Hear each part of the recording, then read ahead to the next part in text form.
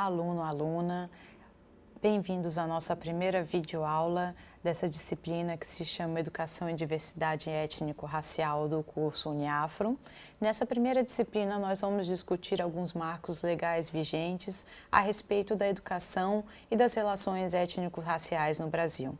Mas para iniciar essa nossa aula, vou começar falando a respeito de como ela se estrutura e como ela é pensada para que a gente possa desenvolver um melhor trabalho. Inicialmente, a nossa disciplina ela vai ter uma duração de 4 semanas, com uma carga horária total de 60 horas. As atividades que serão desenvolvidas são fóruns, wikis, questionários e chats.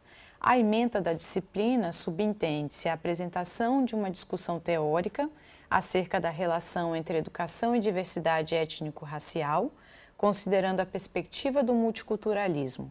Aborda a legislação e os documentos sobre o tema e a trajetória da temática étnico-racial no currículo brasileiro.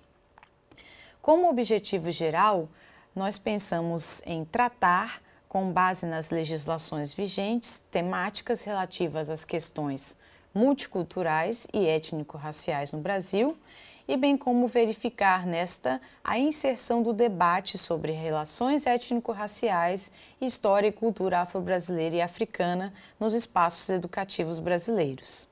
Como critérios de avaliação, nós teremos a participação e envolvimento dos estudantes, o empenho na realização das atividades, a pontualidade com a entrega das atividades, comprometimento com as leituras, o acesso à plataforma, debate com os seus companheiros, a melhoria do seu aperfeiçoamento profissional, e a cada atividade será atribuído um valor, uma nota específica, que determinará a nota ao fim da disciplina de acordo com os critérios determinados.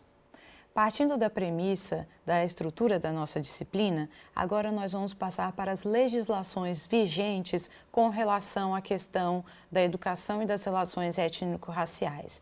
A primeira que a gente vai visitar é a Convenção da ONU sobre a Eliminação de Todas as Formas de Discriminação Racial, que foi assinada em 1965 e que o Brasil foi signatário a partir de 1966. Nessa convenção, pretende-se que os Estados-partes condenam a discriminação racial e comprometem-se a adotar uma política de eliminação da discriminação racial em todas as suas formas e de promoção de entendimento entre todas as raças, dos direitos iguais de educação, cultura, informação, migração, opinião, religião, habitação, dentre outros.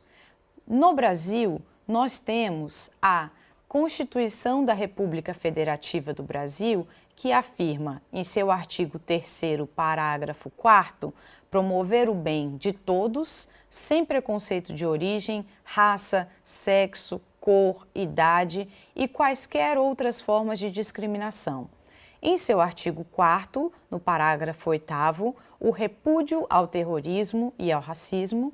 No artigo 5º, parágrafo 42º, a prática do racismo constitui crime inafiançável e imprescritível, sujeito à pena de reclusão nos termos da lei. De acordo com a Constituição Federal Brasileira, o racismo é crime inafiançável. Porém, você sabe a diferença entre racismo e injúria racial? Vamos saber? O racismo é um crime previsto na Lei 7.716 de 89, que implica conduta discriminatória dirigida a determinado grupo, considerado mais grave pelo legislador e imprescritível e inafiançável. A injúria racial, tipificada no artigo 140, no parágrafo 3º do Código Penal Brasileiro, consiste em ofender a honra de alguém, com a utilização de elementos referentes à raça, cor, etnia, religião ou origem. A partir daí também nós temos a Lei CAO, que é a Lei 7.716 de 1989, que prevê no seu artigo 1º a punição, na forma desta lei, os crimes resultantes de discriminação ou preconceito de raça, cor, etnia, religião ou procedência nacional. Incorre na mesma pena quem, por motivo de discriminação de raça, cor, etnia, religião ou procedência nacional, obstar à promoção funcional, uma reclusão de 2 a 5 anos. Exemplos de penas. No artigo 5º, recusar ou impedir acesso a estabelecimento comercial, negando-se a servir, atender ou receber cliente ou comprador por conta de sua raça, cor, etnia, religião, a pena pode ser de reclusão de 1 a 3 anos. Deste modo, compreendemos que a Lei K.O. é a lei que reforça a questão do racismo e que transforma ele em crime inafiançável e previsto de punições de prisão. A partir desse momento, surge a lei que altera a Lei K.O. e traz informações a respeito da questão da injúria racial, que é diferenciada do racismo. Vamos ver?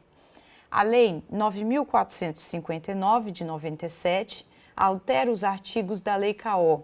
No seu parágrafo 3º, se a injúria consiste na utilização de elementos referentes à raça, cor, etnia, religião ou origem, a pena é de reclusão de 1 a 3 anos e multa.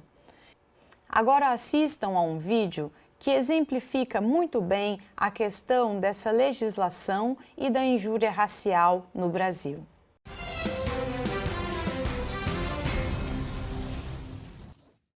Em um país com 15 milhões de pessoas negras, piadas e brincadeiras maliciosas parecem já fazer parte da nossa cultura. É o que pensam alguns brasileiros. Afinal, quem nunca ouviu um negão, neguinho, né? Mas tem gente que pega pesado. Macaco, tem um bocado que não dá nem para falar, né? Que é muito feio, prejudica muito a pessoa, o ser humano. Muitos nem ligam ou acabam se acostumando. Pessoas da minha idade, por exemplo, são da época do "ô negão", ou isso ou aquilo, mas sem ser chacota, simplesmente brincadeira entre amigos e tudo mais. Mas esse não é o entendimento do Poder Judiciário. Recentemente, um vigilante entrou com pedido de indenização por danos morais por conta de discriminação no ambiente de trabalho. É que o supervisor dele nunca o chamava pelo nome, e sim por negão. Para o relator do caso no Tribunal Superior do Trabalho, ministro Alberto Bresciani, colocar apelido pejorativo em uma pessoa por conta da cor da pele representa tratamento preconceituoso. Além disso, uma lei de 95 proíbe práticas discriminatórias no ambiente de trabalho. Com esse entendimento, os ministros condenaram a empresa de segurança a indenizar o funcionário em R$10 mil. Esse advogado explica que brincadeiras maliciosas com negros são tradicionalmente toleráveis na cultura brasileira, mas inaceitáveis nos locais de trabalho. As brincadeiras raciais feitas dentro do ambiente de trabalho não coadunam com o princípio da dignidade da pessoa humana, do respeito ao trabalho e principalmente do bom meio ambiente do trabalho. Toda a forma de discriminação, ela deve ser realmente cumprida, né? E a pessoa deve ser punida por isso. Quando a empresa ela discrimina, ela tem que arcar com as consequências também. Mas cabe ao negro também se impor, né, e exigir esse respeito no dia a dia. A gente não define cores, né? Que todo mundo são iguais, então tem que punir mesmo. A partir desse vídeo, podemos identificar aqui no Brasil ações de injúria racial, discriminatórias e preconceitos ainda acontecem em vários lugares, no espaço de trabalho, nas relações entre amizade e em outros espaços. Nós vamos ver agora algumas legislações que ainda trabalham e tentam prevenir com essas questões, tanto do racismo quanto a injúria racial. Uma delas é a Lei sobre a Discriminação nos Meios de Comunicação ou Publicação de Qualquer Natureza, a Lei 8.081, de 21 de setembro de 1990, que determina que atos discriminatórios ou de preconceito de raça, cor, religião, etnia ou procedência nacional, praticada pelos meios de comunicação ou por publicação de qualquer natureza, são vistos como crime. Abaixo, nós temos uma imagem de uma propaganda veiculada entre os anos de 2000 a 2011, feita por uma companhia de cerveja. Nessa imagem, nós podemos ver o uso abusivo e discriminatório relacionado à raça. A empresa utilizou o seguinte slogan: "É pelo corpo que se reconhece a verdadeira negra". Em seguida, em letras menores, "Devassa negra encorpada, estilo dark, de alta fermentação, cremosa com aroma de malte torrado". A empresa, atualmente, sofre um processo administrativo no Ministério da Justiça e pode ser condenada a pagar 6 milhões de reais por pena e por preconceito relacionados a essa publicidade. Mas, para além disso, que imagem estão sendo passadas das nossas mulheres negras e de outras raças no Brasil por meio desses veículos e desses meios comerciais e pelos meios de comunicação? Partindo desse princípio, foi criado o Estatuto da Igualdade Racial, que é a Lei 12.288, de 20 de junho de 2010, e essa lei institui o Estatuto da Igualdade Racial, destinado a garantir à população negra a efetivação da igualdade de oportunidades, a defesa dos direitos étnicos individuais, coletivos e difusos e o combate à discriminação e às demais formas de intolerância étnica. Essas legislações citadas se referem a questões relativas à governança e ao Brasil como um todo. Porém, nós também temos algumas leis colocadas, escritas e pensadas, voltadas para a nossa área, que é a área de educação. Vamos conhecê-las? Na Lei de Diretrizes e Bases, a LDB, de 9.394 de 1996, alguns princípios do ensino são colocados. O terceiro, pensa-se na questão do pluralismo de ideias e de concepções pedagógicas. O princípio quarto, o respeito à liberdade e apreço à tolerância. O princípio 12º, a consideração com a diversidade étnico-racial. E o artigo 79b, que institui no calendário escolar o dia 20 de novembro como Dia Nacional da Consciência Negra, este dia que foi incluído pela Lei 10.639 de 2003, que nós vamos ver posteriormente. A Lei 10.639, de 9 de janeiro de 2003, é a lei que inclui no currículo oficial a obrigatoriedade da história e cultura africana e afro-brasileiras e da educação das relações raciais em toda a educação básica. Isso quer dizer, do ensino fundamental ao ensino médio em todas as escolas públicas e privadas, alterando a LDB. E a Resolução número 1, de 17 de junho de 2004, que cria as diretrizes curriculares nacionais para a educação das relações étnico-raciais e para o ensino da história e cultura afro-brasileiras e africanas. Nessas diretrizes, o parecer, ele procura oferecer uma resposta, entre outras, na área de educação, à demanda da população afrodescendente, no sentido de políticas de ações afirmativas, isto é, de políticas de reparação e de reconhecimento e valorização de sua história, cultura e identidade. Trata ele de política curricular, fundada em dimensões históricas, sociais, antropológicas, oriundas da realidade brasileira e busca combater o racismo e discriminação que atingem particularmente os negros.